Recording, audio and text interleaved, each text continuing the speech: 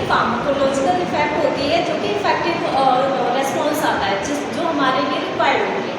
उसी तरीके से हमारा एक होता है साइड इफेक्ट, जो ड्रग से फाइंड आउट किया जाता है जब रिसर्च के टाइम पे क्लिनिकल रिसर्च किया जाता है, तो उस वक्त ये डाटा मतलब रिटन फॉर्म में होता है कि इससे कुछ साइड इफेक्ट भी निकल के आ सकते हैं।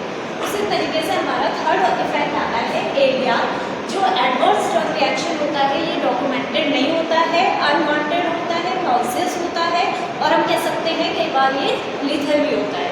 ओके, तो इस तरह के रिएक्शन को हम क्या बोलते हैं? Adverse drug reaction. अब बेसिकली जो ADR होता है वो हमारा कितने टाइप का होता है?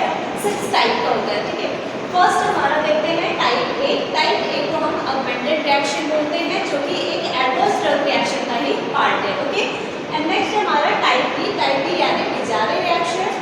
टाइप C हमारा हो गया क्रॉनिक। टाइप C यानी कि क्रॉनिक हो गया।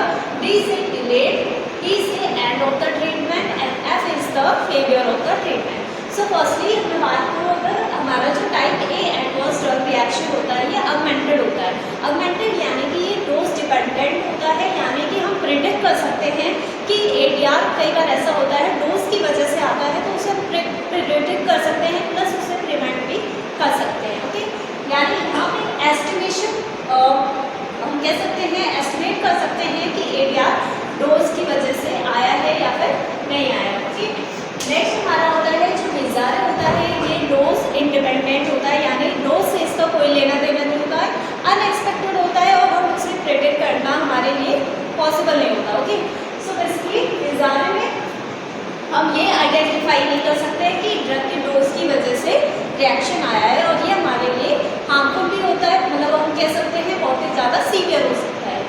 थर्ड हमारा होता है टाइप C क्रॉनिक, यानी कि कई बार हम लंबे टाइम के लिए मेडिसिन लेते हैं, तो क्रॉनिक यानी लंबे टाइम से मेडिसिन लेने की वजह से हमारी बॉडी में कई सारे चेंजेस आते हैं, तो उसकी वजह से भी कुछ एडवर्स रिएक्शन निकल के आता है, यानी ऐसे रिएक्शन जो अनएक्सपेक्टेड होता है, जो बहुत कम लोगों में यानी रेयर निकल के आते हैं केसेस। लेकिन अगर यही रेयर रिएक्शन बात करें, फ्रिक्वेंसी इसकी ज़्यादा होगी, तो हम इसे ADR कंसिडर करते हैं।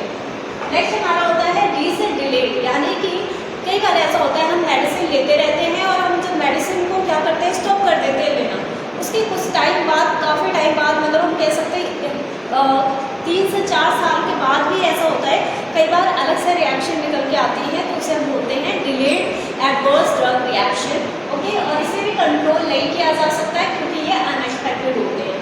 ओके, नेक्स्ट हमारा E से यानी एंड ऑफ द ट्रीटमेंट, यानी कई बार ऐसा होता है हमने मेडिसिन ली, और जैसे ही हमने मेडिसिन बंद करी, अपना जो भी कोर्स टाइम इंटरवल था उसे बंद करते ही क्या होता है, हमारी बॉडी में रिएक्शन शुरू होने लगता है। तो वो हमारे अंदर क्या फिजियोलॉजिकल चेंजेस आ रहे हैं, वो इंडिविजुअल टू इंडिविजुअल डिपेंड करता है, उसके बेस पे ये ADR निकल के आता है। नेक्स्ट हमारा होता है टाइप F, जो कि फेलियर ऑफ ट्रीटमेंट। कई बार हमारा जो ट्रीटमेंट हम ले रहे हैं उसके फेलियर होने की वजह से अलग अलग रिएक्शन आते हैं, और वो डिपेंड करता है कि पर्सन टू पर्सन डिपेंड करता है, पेशेंट टू पेशेंट डिपेंड करेगा। Okay, that's all about the ADR and the types of the ADR। Okay, thank you so much. In next section we will discuss about the remaining part.